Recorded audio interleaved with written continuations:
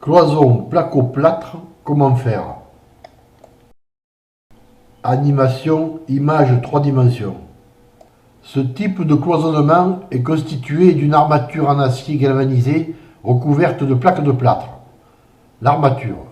Au sol et au plafond, ce sont des rails qui sont posés. Il en existe de différentes dimensions, mais c'est le R48 le plus couramment utilisé pour créer une cloison de 7,4 cm d'épaisseur. Dimension 3 mètres de longueur, plus sur 48 mm de largeur. Les éléments verticaux de jonction sont les montants M48. Il en existe de plusieurs longueurs. Si vous êtes dans des dimensions standards, c'est super. Sinon, il faudra les couper. Toujours en notant 1 cm à vos mesures. Dimension standard, 2,99 m de longueur sur 46 mm de largeur. A noter qu'il comporte des trous permettant de passer des gaines électriques. L'habillement. Plaque de plâtre BA13. Comme les montants, elles existent en diverses dimensions, mais aussi de plusieurs catégories spécifiques. Ainsi, les normales seront de couleur blanche. Les hydrofuges, barrières anti-humidité, seront de couleur verte. Les placo-flammes, haute résistance au feu, seront de couleur rose, etc. Dimension standard, longueur 2,60 m sur 1,20 m sur 13 mm, bord aminci. Dans cet article, nous allons aborder le cas de la création de deux locaux destinés l'un à une salle de bain, l'autre à un WC. Mais cela peut s'appliquer à n'importe quel autre projet. Je vais donc vous démontrer comment personnellement je procède. Je commence donc par faire un croquis avec les cotes globales des petits locaux à créer. Je trace au sol à l'aide d'un cordex toutes ces mesures. Aidé d'une règle et d'un niveau à bulle, je trace ces mesures sur les murs et au plafond. Si vous avez un niveau laser, c'est encore mieux. Les ouvertures seront des blocs-portes en bois aux dimensions figurant sur ce croquis. Je vais maintenant tracer l'emplacement de mes rails au sol et au plafond. Pour cela, j'utilise un petit morceau de plaque de plâtre de 13 mm d'épaisseur. En procédant ainsi, j'aurai l'emplacement exact de mes rails. Lorsque j'ai tout tracé, je commence la mise en place des rails au sol. Pour cela, je vais utiliser des chevilles à frapper de 6 mm de diamètre. Je présente le rail et je perce tous les 50 à 60 cm environ. Puis je le fixe. Comme son nom l'indique, la cheville à frapper est très pratique, car en 2 coups de marteau, elle est en place.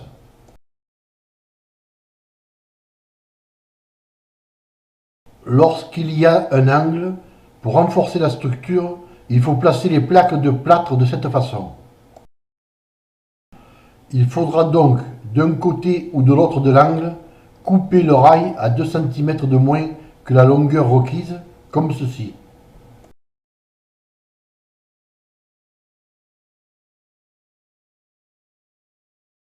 Pour la fixation des rails au mur et au plafond, si ceux-ci sont en matériaux durs, c'est la même procédure.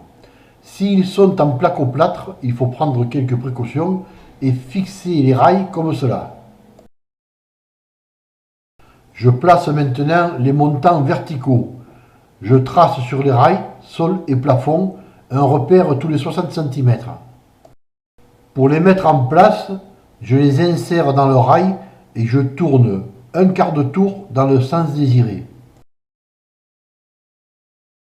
À chaque marque, tous les 60 cm donc, je mets en place 2 montants côte à côte en sens opposé.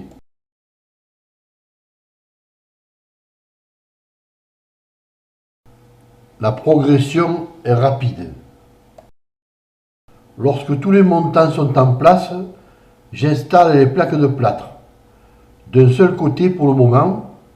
Pour les fixer, j'utilise un petit mandrin débrayable que l'on peut régler juste à la force suffisante pour faire pénétrer des vis à travers placo et montant et débrayer automatiquement afin d'éviter d'abîmer la plaque de plâtre. En ce qui me concerne, je fixe les plaques de plâtre par 8 vis placo-plâtre sur chaque côté et au milieu, en respectant l'emplacement des rails. 24 vis par plaque, certains en utilisent moins.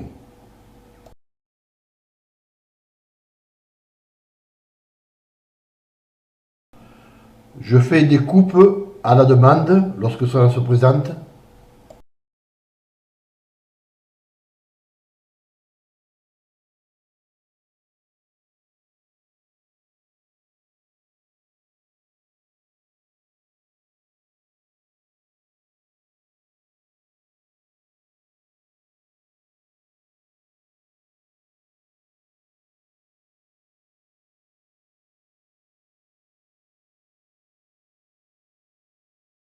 Je mets ensuite en place les blocs-portes que je fixe à travers les montants avec une bonne douzaine de vis.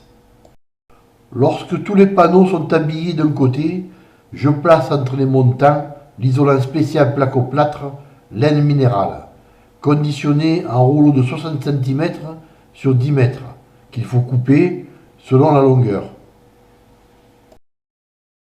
Ensuite, lorsque les gaines et appareillages électriques ont été mis en place, je ferme le second côté. Lorsque c'est terminé, que toutes les plaques de plâtre sont mises en place, je pose les calicots papier au joint. Ils les protégeront contre les fissures. Je mets un peu d'enduit sur le joint et j'applique le calicot. Le lendemain, je recouvre les calicots d'enduit en lissant bien avec le couteau. Sur l'angle, je colle une baguette spéciale qui va le protéger contre les coups. Lorsque toutes les bandes sont enduites, j'attends pour ma part 48 à 72 heures selon la période et la température du moment avant de poncer avec un papier vert très fin. Voilà, c'est terminé. C'est un travail assez rapide et pas très compliqué. Pour plus de détails, rendez-vous sur les blogs bâtir-sa-maison.net ou bien bâtir-sa-maison-overblog.com.